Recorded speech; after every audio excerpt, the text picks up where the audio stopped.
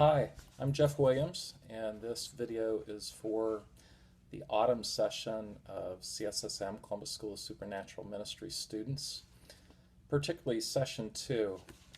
I've heard it said that leaders can afford to be wrong, but they cannot afford to be unclear.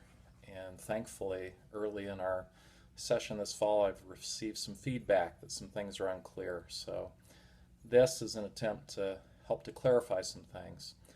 What I'm going to do is review the notes and the main points that I had hoped would be more clear during our second session.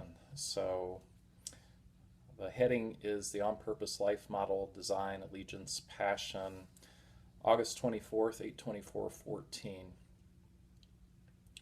The first statement is that purpose is discovered and then we align our lives to purpose. So something that can be expected as you discover your purpose is some challenge to organize life, to allow for development and living that purpose.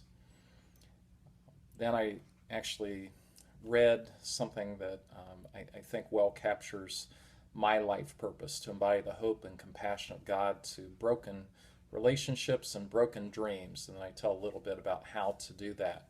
That kind of statement will eventually show up at the back of your Leader's Life Purpose workbook in writing out. And there's some instruction just prior to the graphs on pages 158 and 159. So you can begin thinking about how much of that you already have shaped, and if you don't have any at all, don't worry about it. As you do the exercises and reading in the book, it's going to become more clear as we work through that together. And then cultural versus biblical views on meaning and purpose and how they differ. And simply said, Western culture seems to be about pleasure and acquisition and whatever you want to do to have your best dreams realized. And the place that differs is what's God's dream for your life and what's God's dream for his people. And meaning and purpose is usually about others.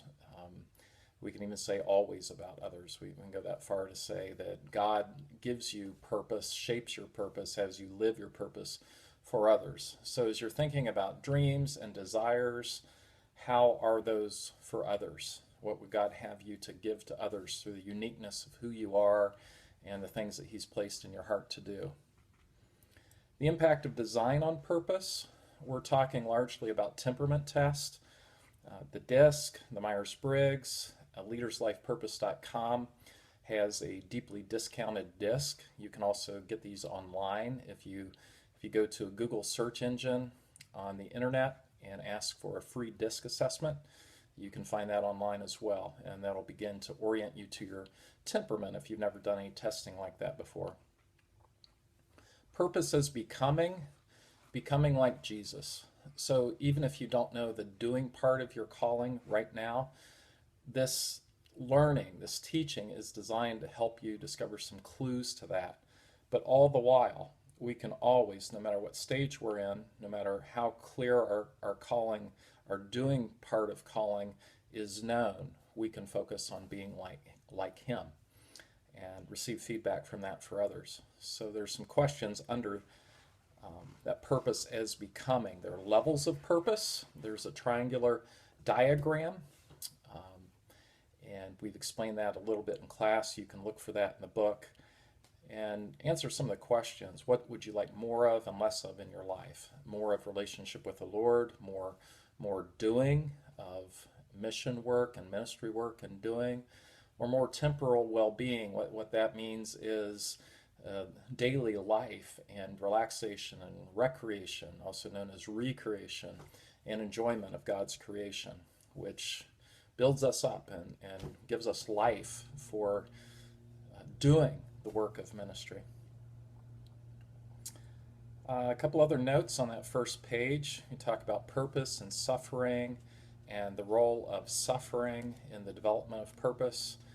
And basically, one of the statements around the abundant life and the levels of purpose that we highlighted this past Sunday night was that God is after our heart, and it's okay with him to suspend some of our happiness if that results in getting more of our heart. 7 life purpose questions on page 26 are basically the outline for this entire book. Whose are you? And we went through the allegiance exercise, and we talked about those questions. The different areas of allegiance, allegiance of finances and purity and time, and so we went through that exercise. Page 31 is the allegiance prayer. Now, there's some things on the second page that are titled share. There are 4 shares, and these could be things, if you were to do one, I would have you focus on the strengths and personality type and discovering and sharing with one of your fellow students from exercises 5.1 through 5.6 regarding design. Second would be the passion bullseye, which is on pages 59 and 60, exercises 7.1 and 7.2. And finally, the dream inventory, which is page 61, 8.1. So in that order, just like they're listed on the page, that's what I would have you prioritize. So session 2 is about the on-purpose life model, design, allegiance, and passion. I really want this to be helpful to everyone. Want to say again, I'm available by phone, by email. Jill and I do that as a team. Phone number 937-717-5591. Yeah, 717-5591. And email Jeff or Jill, whoever you want to speak to. Copy us both, if you would. Period GTRE stands for George Thomas Ralph Edward. So Jeff, period GTRE at gmail.com or jill.gtre at gmail.com.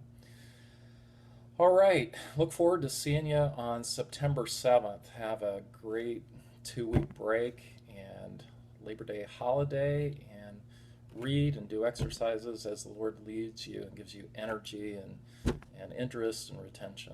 See you then. Bye-bye.